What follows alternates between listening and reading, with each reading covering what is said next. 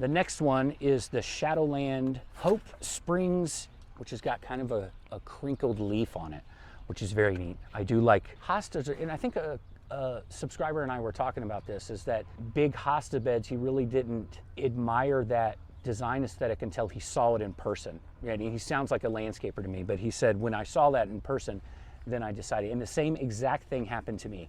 I knew how to divide hostas because I grew up with a plant person.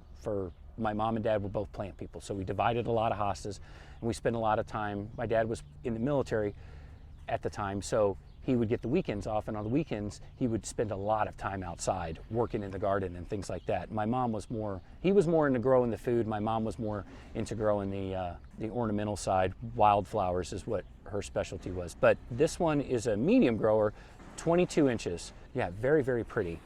When I first saw somebody planting hostas en masse, it blew my mind.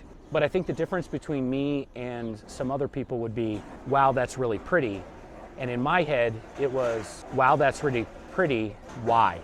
Why does that work so well? And I think it was just a combination of so much similar textures. You know, hostas, they're not that much different. So you don't have an epileptic fit looking at a huge group of hostas, right? Because they all have very similar characteristics. It works very, very well.